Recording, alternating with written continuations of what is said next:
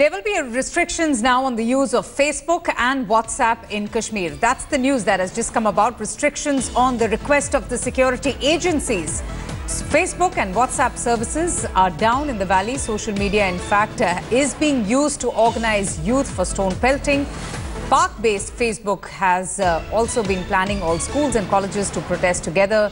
Now, these messages that incite, the young youth, that provoke them, were being circulated on Facebook and on WhatsApp groups. And therefore, what we are hearing is that there will be a restriction on the use of social media like Facebook and WhatsApp in Kashmir. Now, these restrictions are going to be put in place on the request of security agencies. So what we're hearing is that Facebook and WhatsApp services are going to be down in the valley. Let me go straight across now to Shuja ul Haq, who's joining us from Srinagar, and India Today's executive editor Gaurav Sawant for more details and updates on this. Shuja, first coming to you. So what really is the ban going to look like for the people in Srinagar? Now, this has been a request made by the security forces. Tell us more.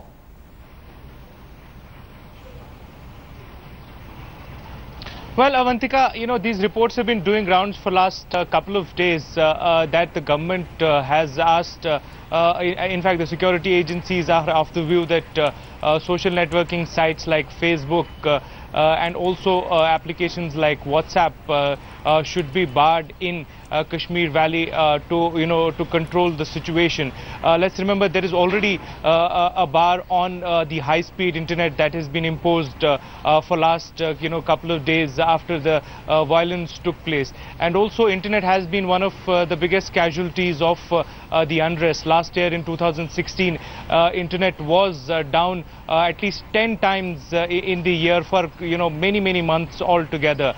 Even this year we have already seen instances where internet has been curbed. Now the security agencies perhaps are thinking that it's better to sort of curb the social networking sites and their use in the valley. But this is something which will invite a lot of criticism as well. I mean, living at a time and in the world where almost everyone is on social networking sites, how will the government justify this by curbing the entire platform of social networking for people all across? There are people who are working on social networking sites, who have their businesses on social networking sites, and many people who live outside and are in touch with their people.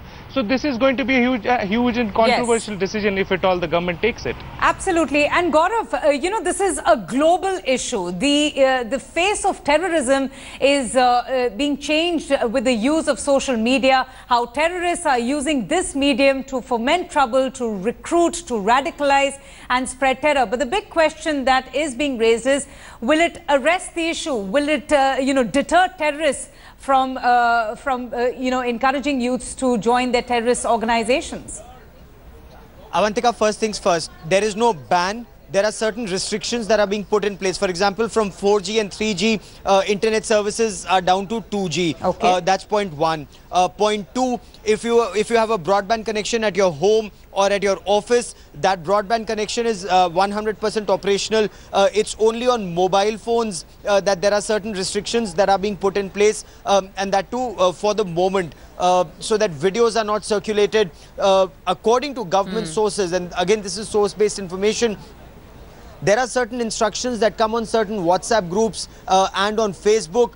For example, youngsters from several colleges and schools came out in different cities, in different towns simultaneously. Was this spontaneous? Yes. Was this, was this orchestrated? That's a matter of investigation, where some of the intelligence agencies believe that all of this was orchestrated. All of this was very cleverly organized. The government is of the opinion that this is being masterminded from across the line of control.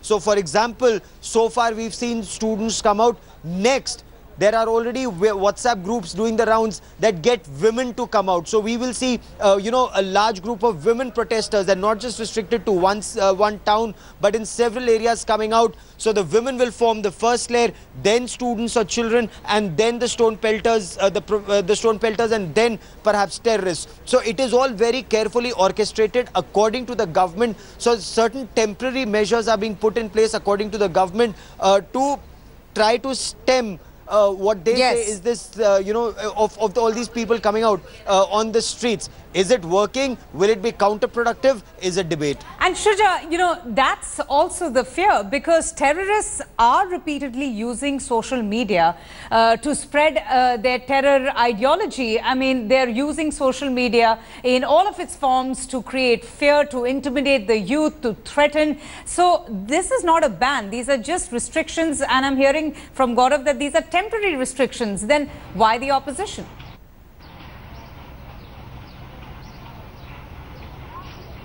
Well, Avantika, that's the point is not about that. The issue is that a new sort of suggestions are being made to curb the social networking sites.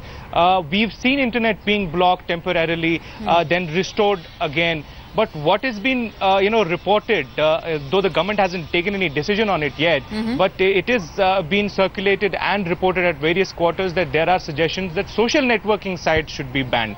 That is something which is going to be a new for the state of Jammu and Kashmir. As far as use of social networking sites by, militant organizations or terror organizations is concerned, it's a global phenomenon. There have been these questions that have been raised even before, not just with regards to Jammu and Kashmir, but outside the country as well.